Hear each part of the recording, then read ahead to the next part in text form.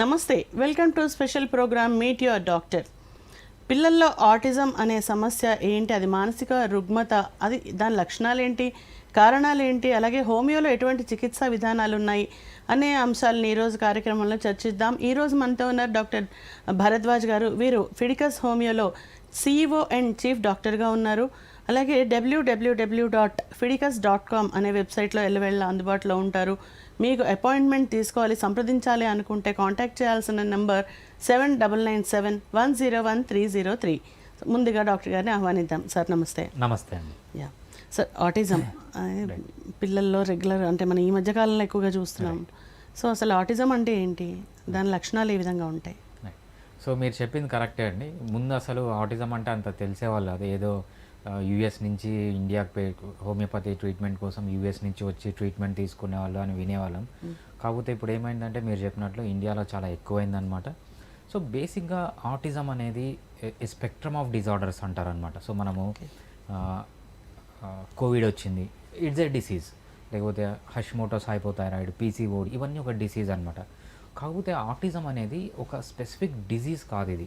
So autism symptoms మనం చూద్దాం. ఆ సిమ్టమ్స్ ఏమి, ఈ సిమ్టమ్స్ ఉన్న ఏ డిసీజ్నైనా మనము ఆటిజం కింద క్లాసిఫై చేస్తాం అనమాట. అందుకు దీన్ని ఏ స్పెక్ట్రమ్ ఆఫ్ డిజార్డర్స్ అంటారు. సో మెయిన్గా ఆ సిమ్టమ్స్ ఏమి అంటే, ఫస్ట్ సిమ్టమ్ సోషల్ కమ్యూనికేషన్లో ప్రాబ్లం రావడం. అంటే పిల్లలు ఎదిగే టైంలో వాళ్ళ కమ్యూనికేషన్ ప్రాబ్లం రావడము. అదేవిధంగా నెక్స్ట్ ఏంటంటే రిపిటేటివ్ మూమెంట్స్, లేకపోతే రిపిటేటివ్ బిహేవియర్స్ అంటాం అనమాట. చేసిన పనినే చేయడము, హమ్మింగ్ చేయడం, అవన్నీ మనం క్లియర్గా చూద్దాం. సో ఈ రెండు సిమ్టమ్స్ ఉన్న ఏ డిజార్డర్నన్నా మనము ఆటిజం కిందికి తీసుకుంటాం అనమాట. సో నెక్స్ట్ ఏంటంటే చాలామంది చేసే తప్పు, ఇప్పుడు మనకు యూట్యూబ్ డాక్టర్స్ ఎక్కువైపోయారు. యూట్యూబ్లో కొన్ని వీడియోలు చూసి సో డాక్టర్ లాగా ఫీల్ అయిపోయారు, అందరికీ అడ్వైజ్లు ఇస్తుంటారు అనమాట. సో మాకు వచ్చే పేషెంట్స్ ఎలా ఉంటారంటే, సార్ మా పిల్లవాడు బాగానే ఉన్నాడు, అతను వచ్చి నేను యూట్యూబ్ చూశాను, నాకు అది తెలుసు ఇది తెలుసు, మీ పిల్లవాడు ఆటిజం అంటారు అనమాట. సో అలా చెప్పకండి. ఎందుకంటే ఆటిజం అని డయాగ్నోజ్ చేయాల్సింది ఒక ఎక్స్పర్ట్ అనేవాడు డయాగ్నోజ్ చేయాలి. మనం DSM-5 బేస్ చేసుకొని డయాగ్నోజ్ చేయాలి. మీరు ఏదో యూట్యూబ్ చూసి లేకపోతే గూగుల్లో కొంచెం సెర్చ్ చేసి అలా చేయకూడదు. మెయిన్గా చుట్టుపక్కల వాళ్ళే అలా పేరెంట్స్ని భయపెడుతున్నారు అన్నమాట. అదొకటి. నెక్స్ట్ ఆటిజం అనేది ప్రతి ఒక్కరిలో సిమ్టమ్స్ ఉంటాయి. ఎస్పెషల్లీ మగవాళ్ళలో ఏంటంటే ఇది మగవాళ్ళకి ఎక్కువగా వస్తుంది ఆడవాళ్ళతో కంపేర్ చేస్తే. మనం ప్రతి నలుగురిని తీసుకున్నప్పుడు సో దాంట్లో 3 మగవాళ్ళు ఉంటారు, ఒకరు చిన్నపిల్లలు ఆడవాళ్ళు మాత్రమే ఉంటారంట. ఆడవాళ్ళలో సైన్స్ అండ్ సిమ్టమ్స్ వేరేగా ఉంటాయి, అంత ఇంటెన్సిటీతో ఉండవు.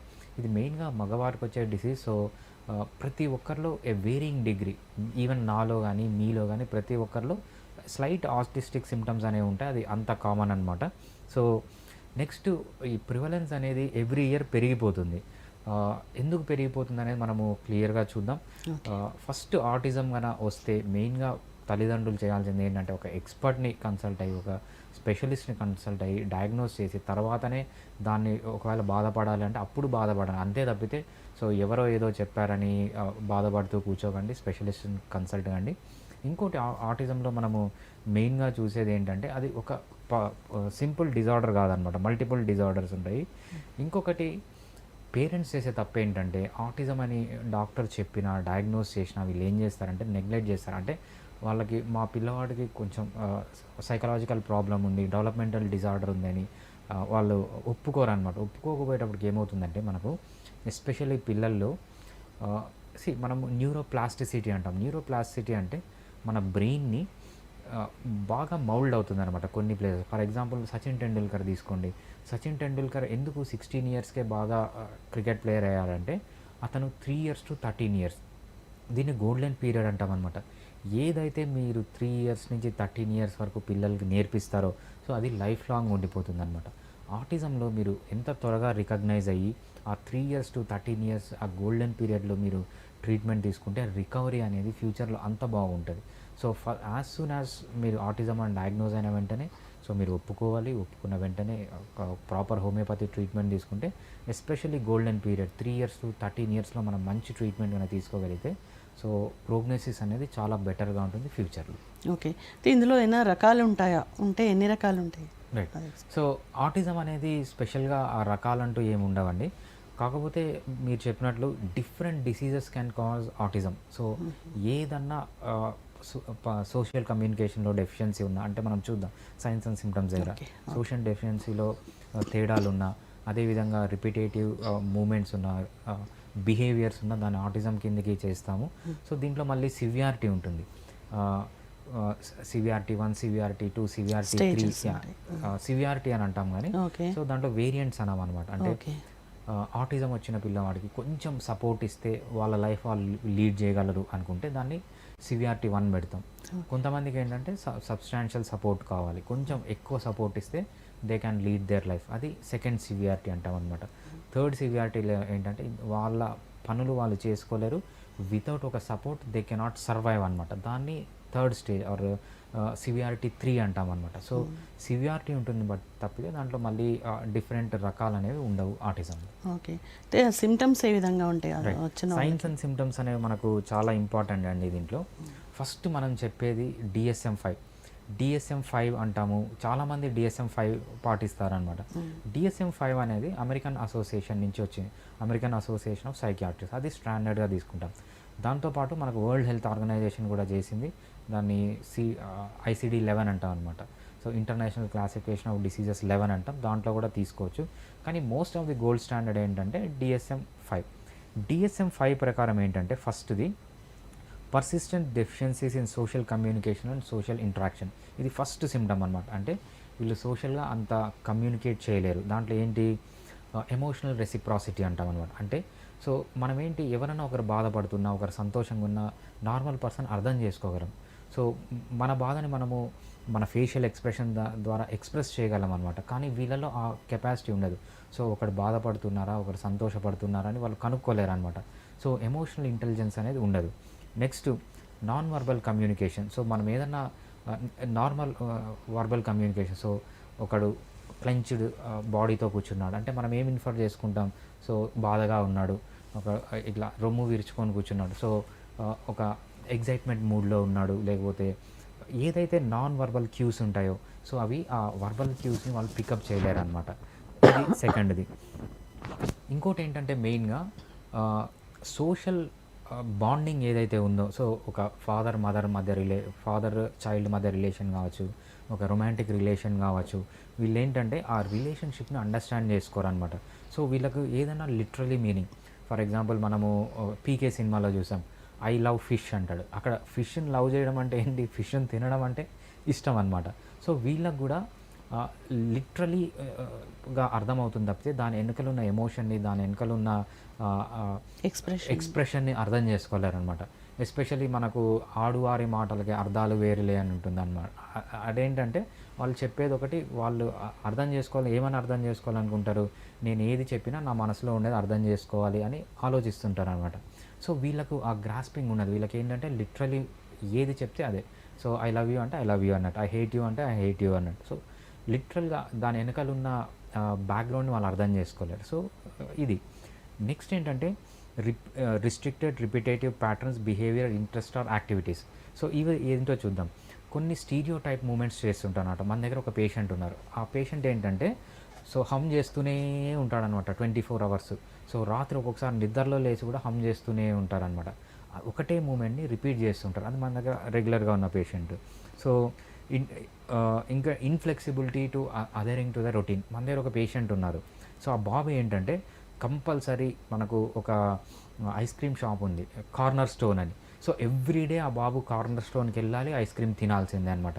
నువ్వు పక్కనే ఐస్ మ్యాజిక్ అని ఇంకొక షాప్ ఉందన్నమాట, అక్కడ కూడా పోకూడదు. కంపల్సరీ కార్నర్ స్టోన్కి వెళ్ళాలి, అక్కడ ఒక స్పెసిఫిక్ ఐస్ క్రీమ్ ఉందన్నమాట, ఆ ఐస్ క్రీమే తింటాడంట అబ్బాయి. సో ఇంకా వేరేది ఏది ఇచ్చినా తినడు, అది ఎవ్రీడే చేస్తాడనమాట.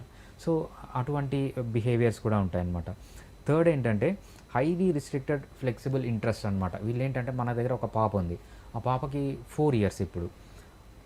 చాలా రిచ్ ఫ్యామిలీ నుంచి వస్తారనమాట, వాళ్ళకి చాలా డ్రెస్సులు ఉన్నాయి పాపకి. కానీ ఆ పాప ఏం చేస్తుందంటే ఎవ్రీడే ఒక రెడ్ డ్రెస్ ఉంది పాపకి, ఎవ్రీడే ఎక్కడ పోయినా ఆ డ్రెస్సే కావాలి, ఆ డ్రెస్ లేకుండా ఆ పాప ఉండలేదన్నమాట. సో ఇది కూడా ఒక సైన్ అండ్ సిమ్టమ్. ఇంకోటి ఏంటంటే కొంతమంది hyper activity are hypo activity to sense organs. మన సెన్స్ ఆర్గాన్స్ ఏమున్నాయి, టచ్ ఉంది, స్మెల్ ఉంది, ఈ విజన్ ఉంది, లేకపోతే హియరింగ్ ఉంది. సో ఇవన్నీ సెన్స్ ఆర్గాన్స్. కొంతమంది హైపర్ యాక్టివిటీ అంటారు, కొంచెం సౌండ్ వచ్చినా తట్టుకోలేరు, కొంచెం లైట్ వచ్చినా తట్టుకోలేరు, కొంచెం స్మెల్ వచ్చినా తట్టుకోలేరు. కొంతమంది ఇలా ఉంటారనమాట. కొంతమంది ఏంటంటే సర్టన్ టైప్ ఆఫ్ స్మెల్లే కావాలి వాళ్ళకి, లేకపోతే సర్టన్ టైప్ ఆఫ్ సౌండ్సే కావాలి. సో ఇలా బిహేవియర్స్ అనేవి చాలా ఉంటాయన్నమాట. సో ఇక్కడ ఇంకోటి గుర్తుపెట్టుకోవాల్సింది ఏంటంటే, సో ఈ సిమ్టమ్స్ అన్నీ వాళ్ళ డెవలప్మెంటల్ స్టేజ్లో ఏదో ఒక రోజు ఉండాలి, అంతేగాని సడన్గా పెద్ద అయిన తర్వాత రావడము దాన్ని ఆటిజం కిందకి క్లాసిఫై చేయమన్నమాట. సో అదేవిధంగా ఇంకోటి ఏంటంటే మెయిన్గా మనం గుర్తుపెట్టుకోవాల్సింది, సో ఈ డిస్టర్బెన్స్ ఏవైతే ఉన్నాయో, ఈ ఏవైతే మనం చెప్పుకున్న సిమ్టమ్స్ ఉన్నాయో, so this should not be associated with any other developmental disorders. So developmental disorder, brain లేకపోతే బాడీ సరిగ్గా డెవలప్ కాలేదు, మైల్ స్టోన్ సరిగ్గా రావట్లేదు, కరెక్ట్ టైంకి నడక రావట్లేదు, వీటితో అన్నిటితో అసైన్ అయి ఉండకూడదు అనమాట. సో దీంతో ఏ దాంతో సంబంధం లేకుండా సో ఈ సిమ్టమ్స్ కనుక మనం ఉంటే దాన్ని ఆటిజం కింద క్లాసిఫై చేస్తాం. ఎస్పెషలీ మీరు ఏ వీడియో చూసో లేకపోతే ఏ యూట్యూబ్ చూసో వేరే వాళ్ళని ఆటిజం ఒప్పుకోవాలని ట్రై చేయకండి. చాలామందిని చూస్తున్నాం. సో చాలామంది మదర్ కానీ ఫాదర్ కానీ ఏడ్చుకుంటూ మా దగ్గరికి వస్తారు, సార్ మా పిల్లవాడికి ఇలా ఉంది, ఎక్కడికో వెళ్తే ఎవరో చెప్పారు మీకు ఆటిజం ఉందని మీ దగ్గరికి వచ్చాము. సో అలా చేయకండి. ఆటిజం అనేది only highly specialised people diagnose చేయాలి తప్పితే ఎవరు పడితే వాళ్ళు డయాగ్నోస్ చేయకండి. ఎవరు పడితే వాళ్ళు డయాగ్నోస్ చేయకుండా ఫస్ట్ పేరెంట్స్గా మీరు వాటిని నమ్మకండి. ఓకే, అయితే ఇది వంశపారంపర్యంగా వచ్చే అవకాశం ఉందా, లేదా ఎవరికైనా రావచ్చా? రైట్. సో ఇది చాలా మంచి క్వశ్చన్ అండి. సో వంశపారంపర్యంగా అంటే సో మనం జెనెటిక్ డిజార్డర్స్ అంటాం. సో దీంట్లో 2 టైప్స్ ఉన్నాయి మనకు. సో ఒకటి it has strong genetic component. ఎందుకు స్ట్రాంగ్ జెనెటిక్ కాంపోనెంట్ అని మనం చెప్తున్నామంటే, సో మేము చూసామన్నమాట. ఫస్ట్ బేబీ పుట్టింది, ఆటిజం ఉంది. సెకండ్ బేబీ పుట్టింది, ఆటిజం ఉంది. అలా మల్టిపుల్ బేబీస్కి ఒకటే ఫ్యామిలీలో ఆటిజం ఉంది అంటే దాని మీనింగ్ ఏంటంటే it has strong genetic component. అదేవిధంగా సో ఫాదర్కి మదర్కి ఎటువంటి కాంప్లికేషన్ లేదు. సో పుట్టిన ఫస్ట్ బేబీ కూడా చాలా బాగానే ఉన్నాడు. సెకండ్ బేబీకి ఆటిజం వస్తుంది. దీంట్లో జెనెటిక్గా ఎలా మనం ఇంటర్ఫియర్ చేస్తామంటే ఎపిజెనెటిక్స్ అని మనకు కొత్త కాన్సెప్ట్ వచ్చిందనమాట. అంటే మన జీన్స్ ఉంటాయి, కానీ మన ఎక్స్టర్నల్ ఫ్యాక్టర్స్ బట్టి మన జీన్ ఎక్స్ప్రెషన్ మారుతూ ఉంటుంది. ఫర్ ఎగ్జాంపుల్ దీంట్లో మనం బెస్ట్ ఎగ్జాంపుల్ ఏం తీసుకోవచ్చు అంటే ఫాదరు మదరు ఓకే, ఇంకా వాళ్ళు కలవలేదు, వాళ్ళకి ఇంకా జైగోట్ అనేది ఫామ్ కాలేదు, పిల్ల అనేది పుట్టలేదు. జస్ట్ వీళ్ళు కలిసే ముందు ఏమన్నా కెమికల్స్కి ఎక్స్పోజ్ అయినా, ఏదైనా రేడియేషన్కి ఎక్స్పోజ్ అయినా, సో వాళ్ళ ఎగ్గులో కానీ స్పర్మ్లో కానీ కొన్ని జెనెటిక్ మ్యూటేషన్స్ వస్తాయన్నమాట. ఈ జెనెటిక్ మ్యూటేషన్స్ వల్ల బేబీకి ఆటిజం రావచ్చు. సో అది నెక్స్ట్ జనరేషన్లో కంటిన్యూ కావచ్చు. సో దీన్ని ఎపిజెనెటిక్స్ అంటాం. సో మీరు అన్నట్లు some times it has very strong genetic background. Okay, so అసలు ఈ ఆటిజం ఉన్న వాళ్ళలో మెంటలీ వాళ్ళ గ్రోత్ సరిగా ఉండదు, ఫిజికల్ గ్రోత్ ఏ విధంగా ఉంటుంది, శారీరక ఎదుగుదల? రైట్. సో మనము ఇందాక చెప్పుకున్నట్టు మనకు డిఎస్ఎం క్రైటీరియాలో క్రైటీరియా ఈ అని ఉంటుంది. సో ఆ డిఎస్ఎం క్రైటీరియా ఈ ఏం చెప్తుందంటే these disturbances are not better explained by intellectual disability or global developmental delay అంటుందన్నమాట. మీరు చెప్పిన పాయింట్ చాలా ఇంపార్టెంట్ పాయింట్.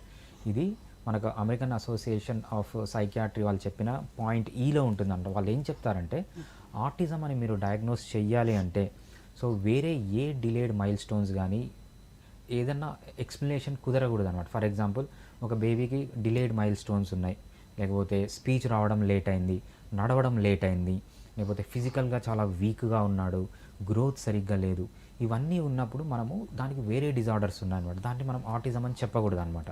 సో ఆటిజం అనేది దీంతో ఇండిపెండెంట్గా ఉండాలి. ఇది మనకు డిఎస్ఎం క్రైటీరియాలో క్రైటీరియా ఈ అనేది చెప్తుందన్నమాట. So it should not be explained by, it cannot be explained by other disorders అని చెప్తుంది అనమాట, other developmental disorders. Okay okay, అయితే ఈ ఆటిజంకి సంబంధించిన లక్షణాలు లేదా సూచనలు ఏ వయసు నుంచి తెలుస్తాయి? రైట్. సో పాతకాలంలో మనకు ఒక 5-6 ఇయర్స్ ముందు ఎలా ఉండేదంటే సో బేబీ 9 ఇయర్స్కో 10 ఇయర్స్కో వచ్చినప్పుడు ఆటిజం బయటపడేదన్నమాట. సో ఇప్పుడు మనము లేటెస్ట్ టెక్నాలజీ, లేటెస్ట్ మనం DSM criteria, latest training for the medical ఫెటర్నిటీతో ఏమవుతుందంటే మనకు సైన్స్ అనే మనము 6 to 7 to 8 మంత్స్ నుంచే చూస్తున్నాం. ఆల్మోస్ట్ మనకు 1 year to 1.5 year అప్పుడే మనము ఆటిజం అని డయాగ్నోస్ చేయొచ్చు.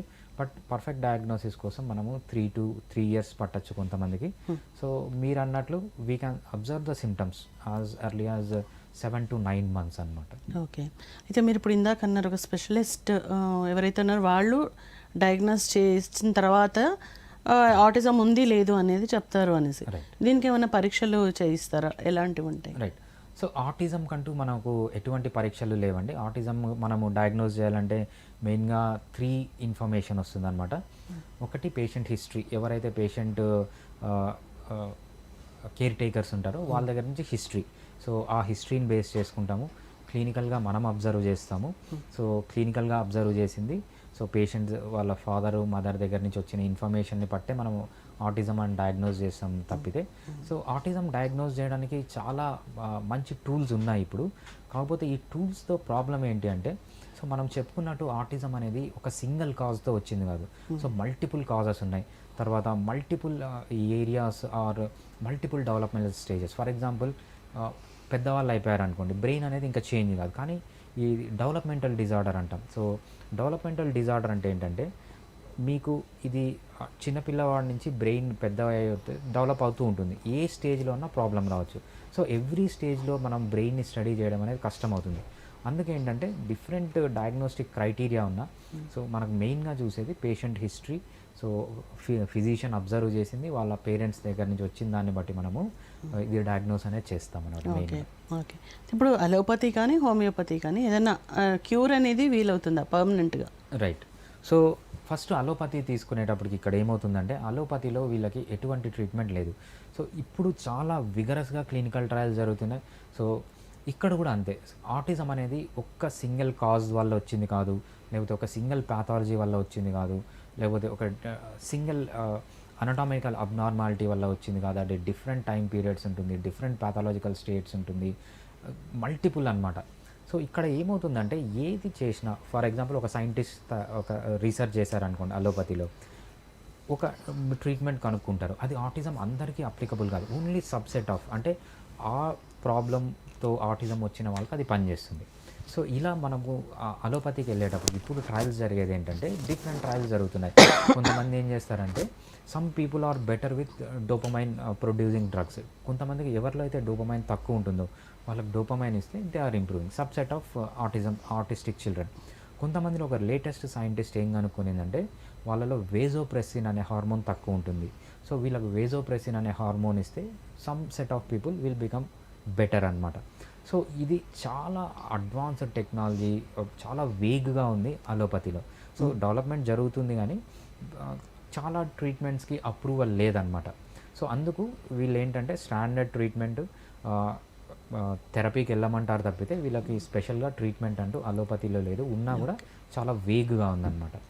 నెక్స్ట్ హోమియోపతికి వచ్చేటప్పటికి, హోమియోపతి ఎందుకు ఆటిజంలో బెస్ట్ అని చెప్తామంటే, ఆటిజంలో బెస్ట్ అని చెప్పడానికి హోమియోపతి బెస్ట్ ఎగ్జాంపుల్. ఎందుకు అంటే, homeopathy doesn't care about the pathology or homeopathy doesn't care about the diagnosis for treatment. అంటే మన ప్రోగ్నోసిస్కి అనేది డయాగ్నోసిస్ అనే ఇంపార్టెంట్, కానీ ట్రీట్మెంట్ చేయడానికి హోమియోపతికి డయాగ్నోసిస్ అనేది అవసరం లేదు. What I mean by that is, homeopathy purely dependent on symptoms.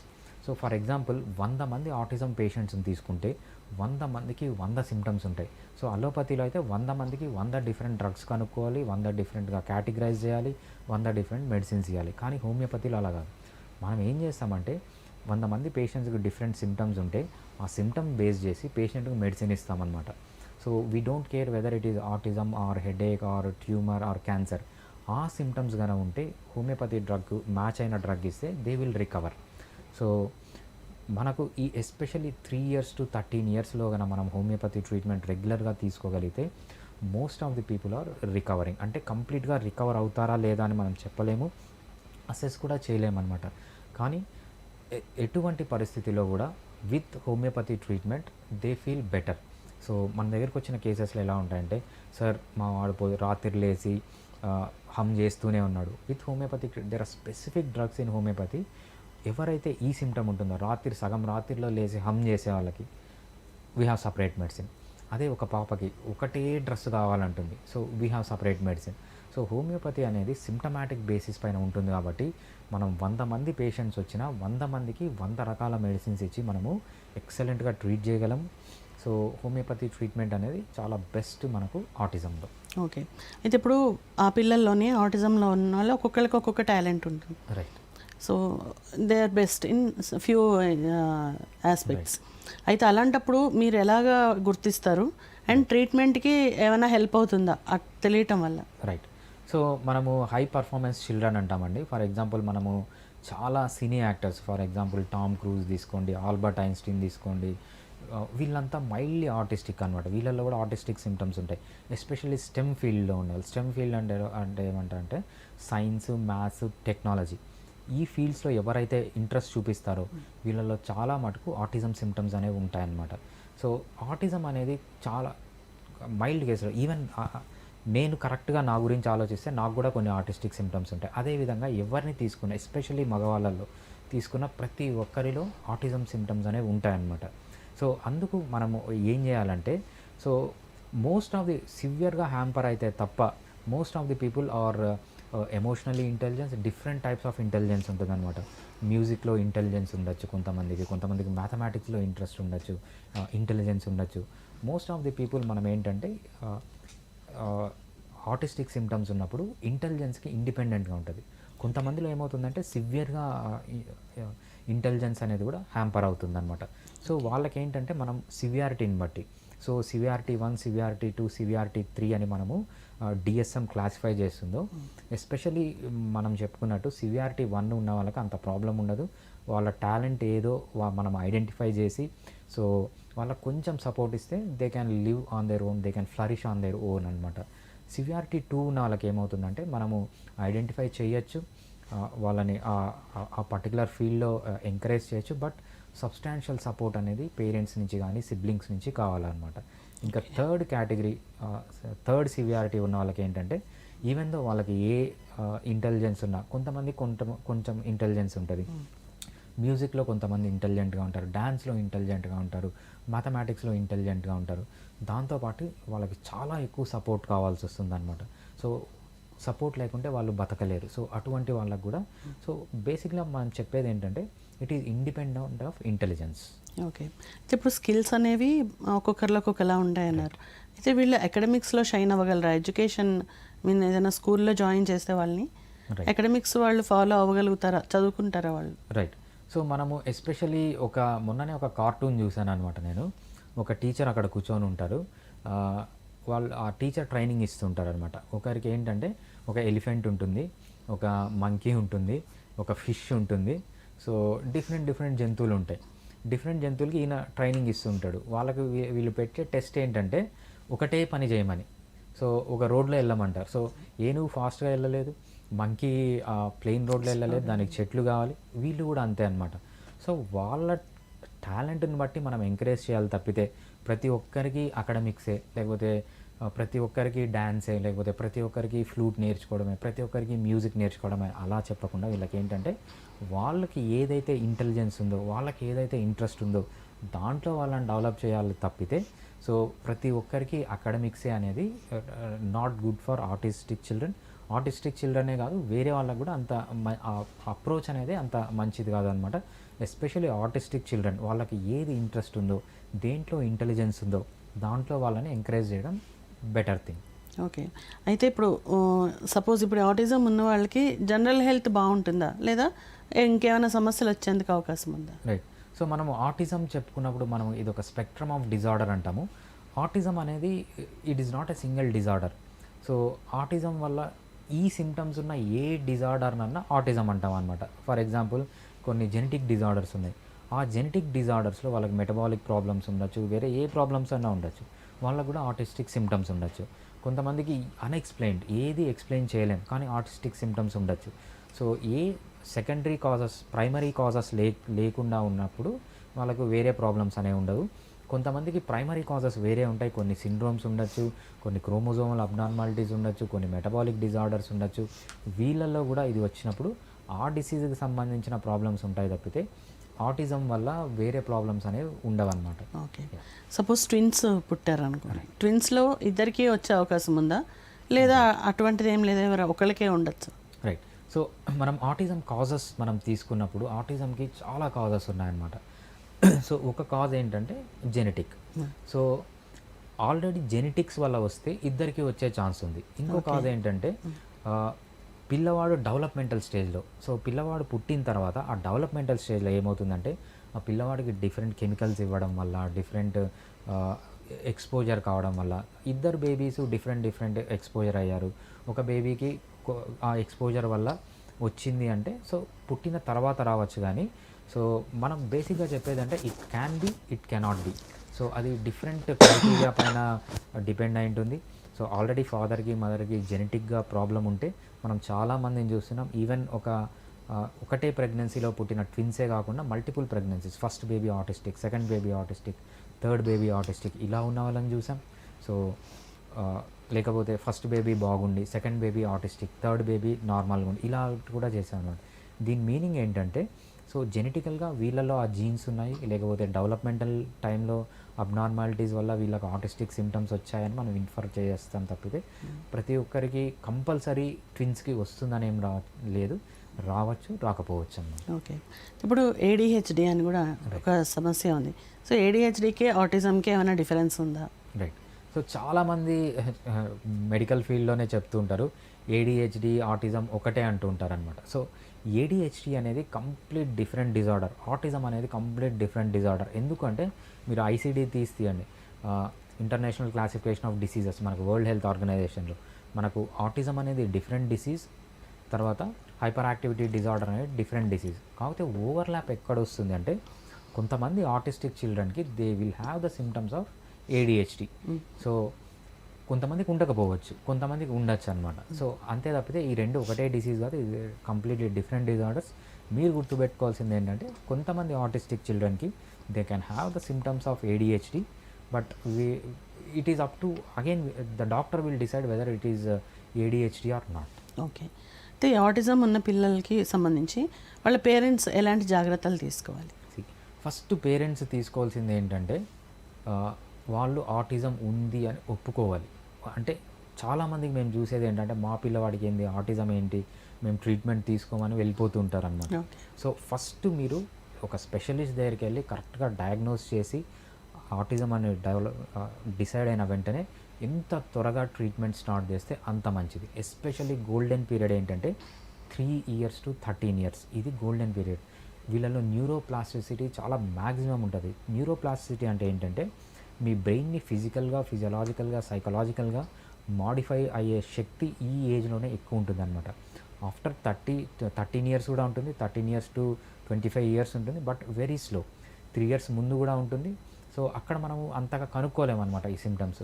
So ఈ 3 years to 13 years మీరు రెగ్యులర్గా కన్నా ట్రీట్మెంట్ తీసుకొని దాంతోపాటు మీరు ఏవైతే థెరపీ తీసుకుంటున్నారో ఆటిజంకి థెరపీస్, సో వాళ్ళని ఎంగేజ్ చేయడంలో కానీ వాటితో అన్నిటితో పాటు 3 years to 13 years అన్న హోమియోపతి ట్రీట్మెంట్ అనేది తీసుకుంటే you will have more benefits compare to any other treatment. Okay, so మీరు చెప్తున్నారు మీ వే ఆఫ్ ట్రీట్మెంట్స్ ఎవరెవరికి ఎలా ట్రీట్ చేస్తారనేది మీరు ఎవ్రీ ఎపిసోడ్లో చెప్తున్నారు. సో అబ్రాడ్లో ఉన్న వాళ్ళు కనుక మీ దగ్గర ట్రీట్మెంట్ తీసుకోవాలంటే రైట్ ఎలా? చాలామంది మనకు అబ్రాడ్ నుంచి వచ్చి ట్రీట్మెంట్ తీసుకునే వాళ్ళు ఉన్నారండి. సో కొంతమంది అయితే డైరెక్ట్గా హాస్పిటల్కి వచ్చి తీసుకుంటారు. యూఎస్ నుంచి మనకు చాలామంది పేషెంట్స్ వస్తారు. కొంతమంది ఏంటంటే మోస్ట్లీ మనం అక్కడికే పంపించేస్తాం అనమాట. యూఎస్లో, యూకే ఏ ప్లేసెస్లో ఉన్నా మనము మీరు ఆన్లైన్లో మాతో కన్సల్ట్ కావచ్చు.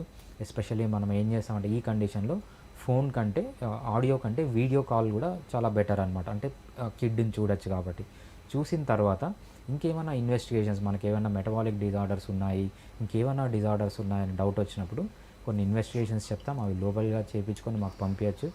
పంపించిన వెంటనే మేము మీకు మెడిసిన్ పంపిస్తాం. విత్ ఇన్ ఇండియాలో తప్ప మీరు ఎక్కడున్నా మోస్ట్ ప్రాబబ్లీ మీకు 6 daysలో మెడిసిన్ వచ్చేస్తాయి. 5 days to 6 daysలో మీకు మెడిసిన్ అనేది చేరిపోతుంది, మీరు రెగ్యులర్గా వాడుకోవచ్చు. విత్ ఇన్ ఇండియా అయితే, విత్ ఇన్ ఏపీ తెలంగాణ అయితే విత్ ఇన్ 2 daysలో వచ్చేస్తుంది. ఇంకా ఏపీ తెలంగాణ కాకుండా వేరే ప్లేసెస్లో అయితే విత్ ఇన్ 3 daysలో మీరు మెడిసిన్ అనేది మీకు రీచ్ అవుతుంది. రెగ్యులర్గా టచ్లో ఉండొచ్చు. ఎవ్రీ వీక్ ఆడియో కాల్ కానీ వీడియో కాల్ కానీ ఉంటుంది. ప్రోగ్రెస్ అసెస్ చేస్తాము. ఇది ఆన్లైన్ ట్రీట్మెంట్ అనమాట. ఇన్ పర్సన్ అంటే మీ నియరెస్ట్ బ్రాంచ్కి కనుక్కొని సో ఫిజికల్గా మీరు అక్కడికి వచ్చి ట్రీట్మెంట్ అనేది తీసుకోవచ్చు. Okay, thank you so much for the participation. నమస్తే.